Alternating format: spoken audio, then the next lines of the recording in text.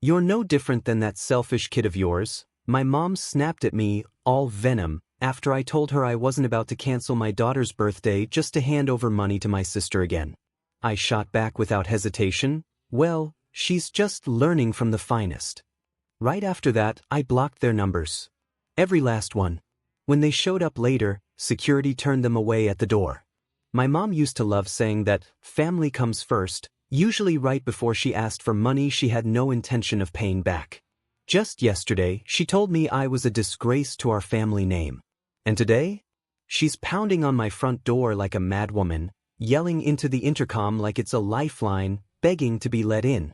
But if she really cared, she would have thought about all that sooner. My name's Ava. I'm 33, a single mom trying to make ends meet while working as a project manager at a tech company. But lately, I feel more like a human ATM for my mom, my sister, and every other distant relative who remembers me only when they're drowning in bills. It all started on a Wednesday. I know that because I was halfway through setting up a sea of balloon animals for Mia's 7th birthday party. It was just me, Mia, our cozy little apartment, and the happy chaos of pink glitter everywhere, plus a mountain of homemade cupcakes cooling on the counter. Mia was twirling around in her unicorn pajamas, her little curls bouncing with every move like tiny springs. For once, things felt calm. Until my phone lit up with "Mom." I should have ignored it. Honestly, I really wish I had. But I didn't. She jumped right in. No greeting, no small talk. "Ava, I need you to send your sister some money." No, "How are you?" No, "Happy birthday to Mia." Just a cold demand, like I was one of her employees. And I knew what this call was about before she even got the words out. It was always the same song and dance. "How much this time?" I asked softly, not wanting Mia to hear too much. She was beside me, happily lost in her coloring book. I kept my voice low. "Why now?" "She's about to get evicted, again. And she's got that job interview at the yoga studio," Mom replied with that tired sigh of hers, already frustrated. "But she can't go to the interview if she's panicking about rent." "And what exactly makes this my problem?" I asked. "Because you've got the money. Because you're her sister. Because that's what family's supposed to do." I could feel the headache forming as I pinched the bridge of my nose. Mia's birthday is this weekend. I've already paid for the venue, and the deposit isn't refundable. Silence. Then came that familiar voice. Cold, clipped, weaponized. "You're just like that selfish kid of yours." My hand stopped mid-reach. "What did you just say?" I asked, my voice lower than I intended, but firm. "You heard me," she hissed. "That spoiled little brat got it from you. You're both so wrapped up in yourselves. Ever think about the rest of us? About this family?" I stared at the phone like it might combust in my hand. "Yeah," I finally said. My voice wasn't loud, but it was steady. "She is learning from me. She's learning about boundaries, something you've clearly never grasped." "Excuse me," she barked back. "I'm done, Mom," I said, calm as I could manage. "This is the last time you get to call me and try to guilt-trip your way into my wallet." And I hung up. Then I blocked her number. Danielle's too. Aunt Carla. Even that cousin who only remembers I exist when she needs a ride to court. I looked over at Mia, still in her world, coloring away without a care. She had no clue I'd just set off a family earthquake. But in that moment, I made a promise to myself. No more postponing birthday parties to bail people out.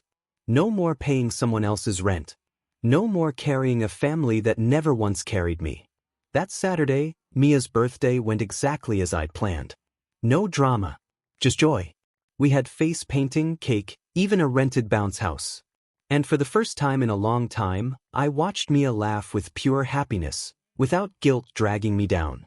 Of course, my mom showed up, dressed like she was heading to a gala, dragging Danielle along behind her like baggage. But Greg, the kind security guard at the venue, held firm. He checked the guest list and shook his head. "Sorry, ma'am," he said, polite but firm. "You're not on the list." "You've got to be kidding," she snapped. "I'm her mother." Greg didn't flinch. He calmly radioed back, "I was told very clearly not to let you in." She lost it after that. started screaming something, though I couldn't catch all of it. I didn't need to. I was inside, where I belonged, holding Mia's hand as she blew out her birthday candles, on a cake that finally had her name on it. That was just the start. 3 days after cutting off Mom and Danielle, I came home to find the front door slightly ajar. Which made no sense. I live in a secure building. Only Mia and I have keys. My stomach dropped like a stone. Mia? I called, my heart pounding. I'm in here, Mommy, she shouted back cheerfully from her room. But when I walked into the kitchen, I froze. Danielle was there, sitting at my table, sipping from my best wine glass. My wine. My glass. In my chair. Feet up like she owned the place. You really shouldn't leave the spare key under the mat, she said without even turning to face me. Not very bright. What the hell are you doing in my apartment? I snapped, storming to the fridge. Half the cupcakes were gone. Relax, she said with that smug smile. Mom told me you were overreacting. I figured I'd stop by and smooth things over. By breaking into my home? Oh, come on, she said, standing up like she had all day to waste. I used to babysit here, remember? I practically raised Mia when you were off working every hour God gave you. You mean those times you charged me $20 an hour to stick her in front of YouTube while you took selfies in my bathroom? I shot back. Danielle rolled her eyes. You're still holding on to that? You've always loved playing the martyr. I stared at her, dead serious. Get out. I will, she said, grabbing another cupcake like it was nothing. But not before we talk. She leaned in, lowering her voice like she was the one in control. Or would you rather Mia hear us screaming? You wouldn't, I said, my voice sharp. Wouldn't I? She whispered, a fake sweetness lacing her words. You're not the only one who knows how to play dirty. I clenched my fists. Say whatever you came to say and get out. She stepped in closer. Her voice went from smug to icy in seconds. We're family, Ava. And what you did, turning your back on us. What I did. Yeah, maybe it was harsh. But I couldn't help it, I laughed. Danielle had the nerve to ask me to cancel my daughter's birthday party so she could get a cosmetic procedure and avoid being kicked out of her apartment. It's for a job interview, she insisted. At a yoga studio. I stared at her. Danielle, you don't even do yoga. She gave me a scowl like I was the one being unreasonable. That's not the point. Oh, but it was. The point, she said, her tone thick with entitlement, is that you've got money. And you're acting like it actually belongs to you. I stopped in my tracks. It is mine, I said, my voice clipped. She waved it off like I just said something silly. It belongs to the family. But, of course it does. You wouldn't have that job if Mom hadn't helped with Mia when she was a baby. I laughed again, this time without a hint of humor. She watched Mia for 2 weeks. Then Gil tripped me up for the next 2 years. Danielle's voice got louder. We've all made sacrifices for you. I blinked. Sacrifices? You mean like when you took my credit card and went on that girl's trip to Vegas? Or the time you borrowed my car and left it 2 cities away? Her mouth tightened. I was going through a rough time. I stared hard. Danielle, you've been going through a rough time for a whole decade. At some point, it's not a phase, it's just who you are. Her cheeks flushed, and for the first time, I saw it, real, raw hatred flickering in her eyes. You think you're better than us, she said quietly, venom tucked behind every word. With your shiny job and your nice apartment and that precious little kid of yours. I stepped toward her, hands shaking. Say one more word about my daughter, I warned, my voice shaking with fury, and I swear to God, this ends now. Right then, Mia peeked around the corner into the hallway, clutching her unicorn plushie like a shield. Mommy! Danielle turned and tried to force a smile.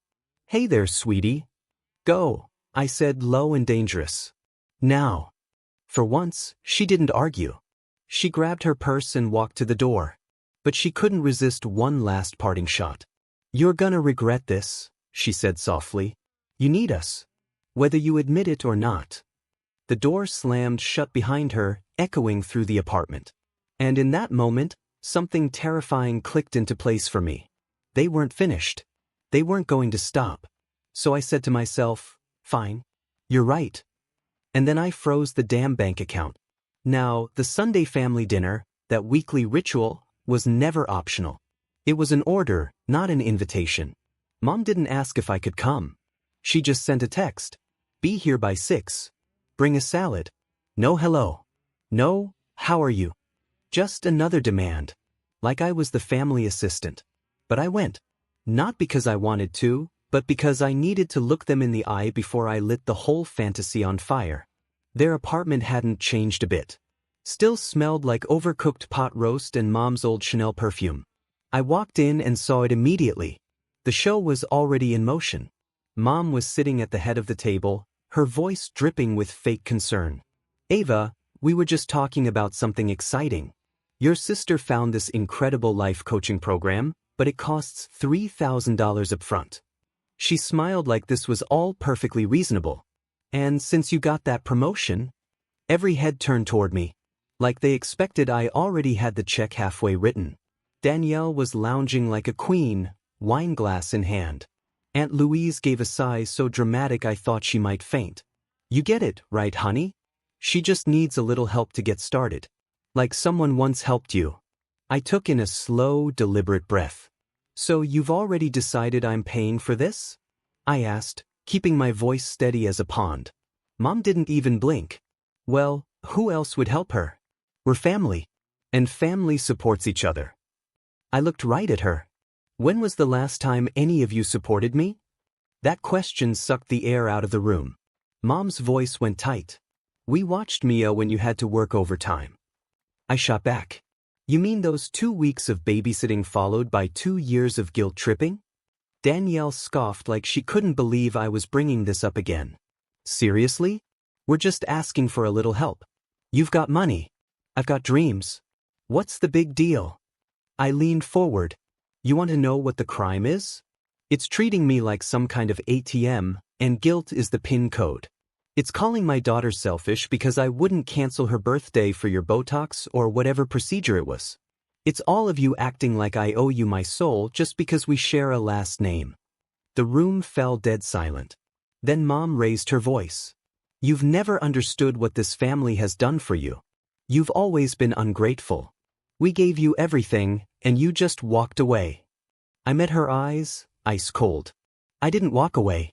I finally stopped crawling. Danielle clutched her wine like it might save her.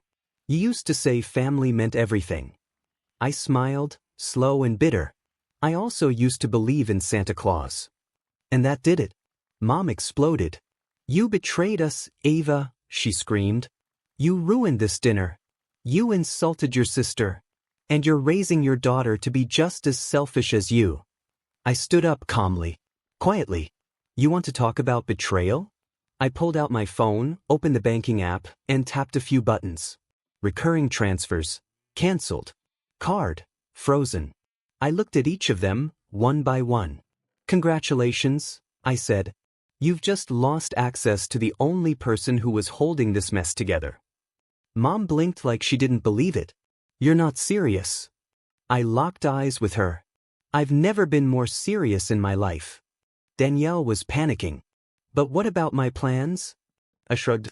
I guess you'll finally have to make some of your own. Mom was shaking now, red with rage. You're just like your selfish kid. I paused with my hand on the door. Turn back. You're right, I said quietly. She's like me. And I couldn't be more proud. Because she's learning how to say no. Then I stepped out and let the door slam behind me. From inside, I heard my mother scream, "You're nothing without us." So you know what I did? I bought the company that pays their rent. And I fired them. 12 days. That's how long it had been since I stopped the money flow. 12 days since I hit that bright red button in my app that said, "Stop funding these dependents." And now? The silence was over. My phone was blowing up again. The first to break was Danielle. Ava, you're being totally unreasonable.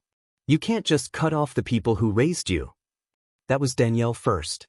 Then came Mom. Do you have any idea what you're putting your father through? She snapped.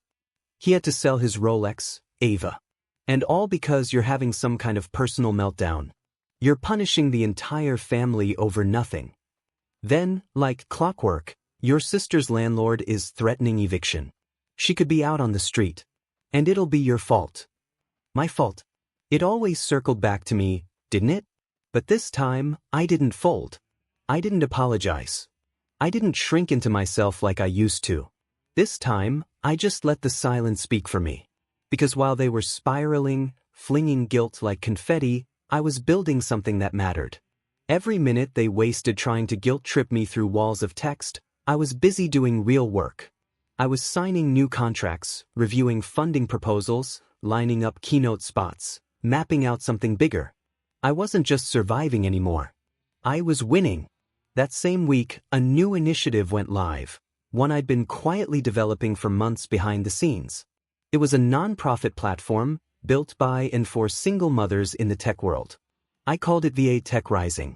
We offered legal support, grant access, childcare resources, mental health care, a lifeline for women like me, women who had to be both the breadwinner and the backbone, all of it powered by fire, fueled by everything they ever said I couldn't be.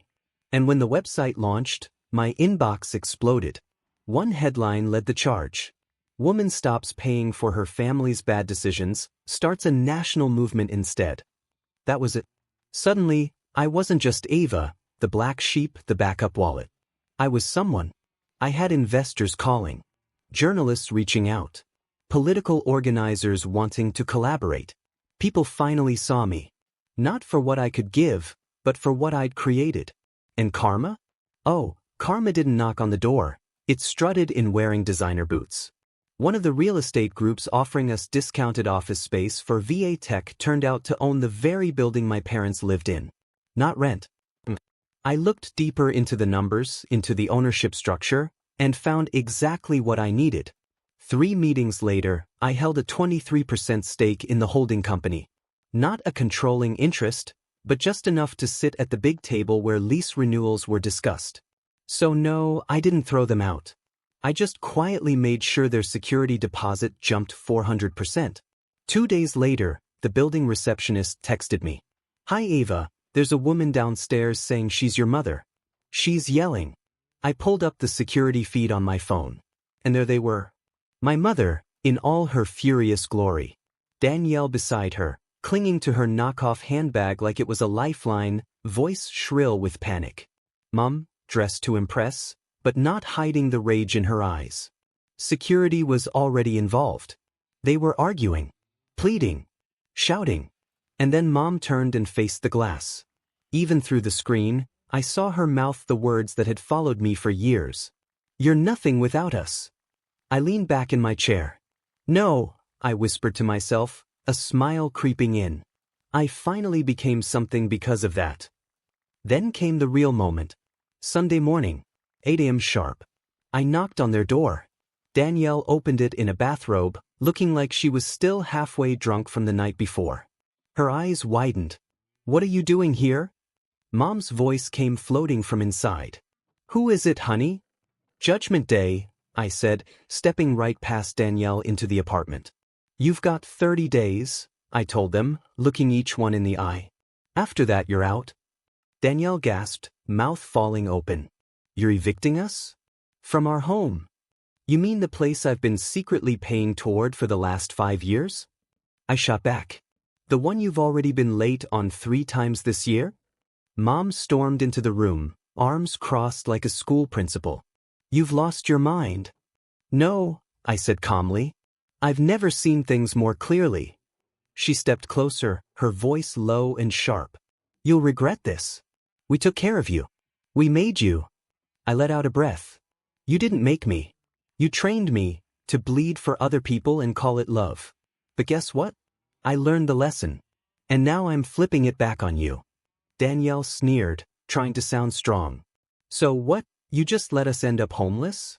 You're okay with your niece living on the street?" I stared her down. "I want you to face something real for once in your life. You've lived in a fantasy fueled by guilt and denial for too long." Her face twisted, part anger, part heartbreak. "You're heartless." I smiled. "Steady. No, Danielle. I'm just what happens when monsters raise a daughter. That night, I sat with Mia on the new balcony of our apartment. It overlooked the city, a city I used to think I was stuck in, always just surviving. But not anymore. Mia was twirling spaghetti onto her fork, making a mess with way too much Parmesan. I didn't care.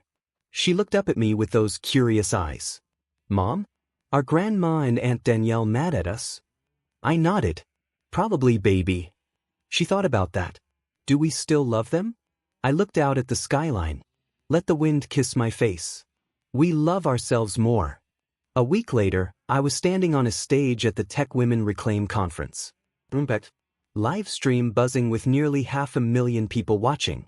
I stood tall, heels planted, voice clear as glass. And I told the truth. I stopped letting my family eat off my bones. I started feeding myself instead. For years, I thought I was cold. But I wasn't cold, I was finally clear. Family doesn't mean sacrifice. It doesn't mean silence. It doesn't mean debt. You are allowed, no, you are required, to save yourself first. Later, backstage, I glanced at my phone. A message from Danielle. We're being kicked out next week. You won. Happy now. No punctuation. No apology. No ownership. I didn't write back. I set my phone down, looked at myself in the mirror. Happy? Free? Absolutely. A year passed. And eventually, the whispers came back. We miss you. I didn't miss them. I didn't miss who I was around them. It had been 1 full year. 1 year since I broke the cycle. Since I stopped being the fallback. The financial safety net. The emotional punching bag. 1 year since I chose myself. Ever since I walked out of that apartment for the last time, turned off my phone, and started rewriting my life, not on a screen, but with my own 2 hands, through grit, pain, and choice, I've been living on my own terms. And let me tell you something I didn't understand back then. Please? It isn't quiet. It doesn't tiptoe in or whisper softly. It roars like a freight train. It fills every room. It lets you breathe.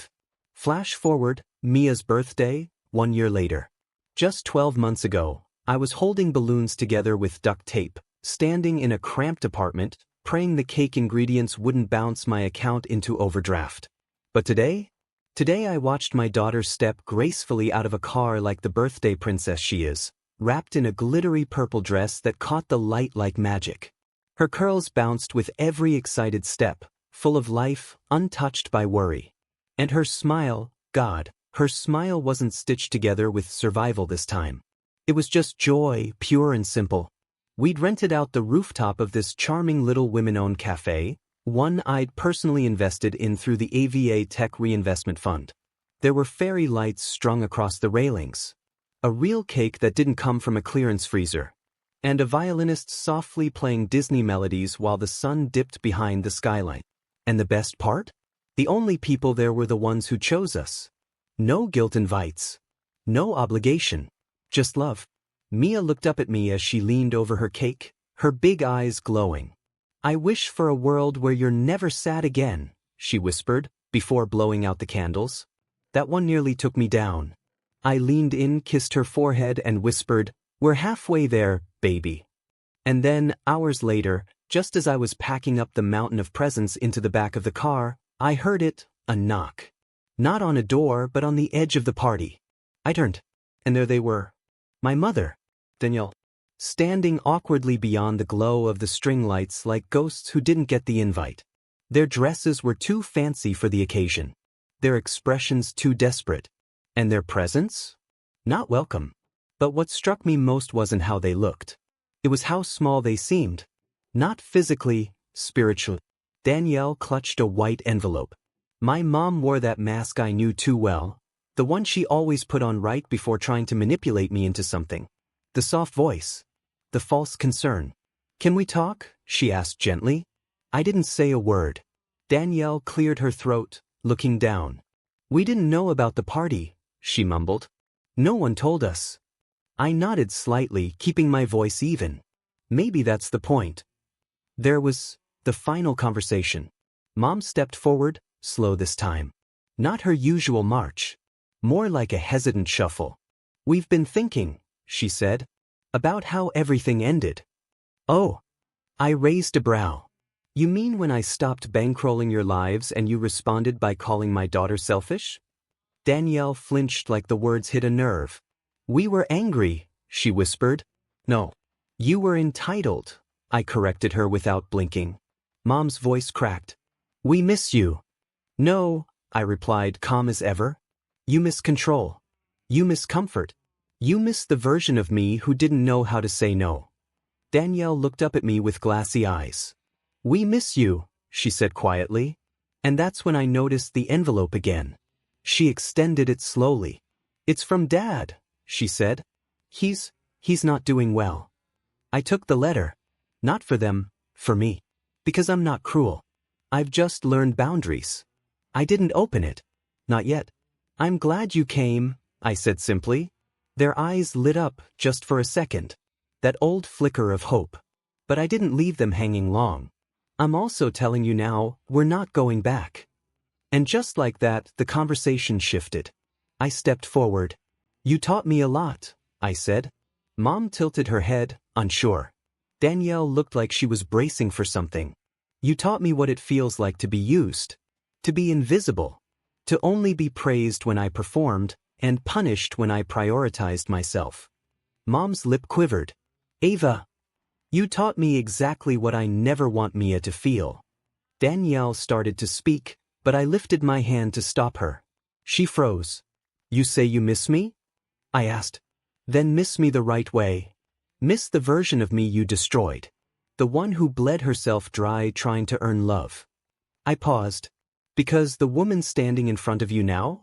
She doesn't need to be missed. I smiled. She's still here. Just, not for you. Final scene.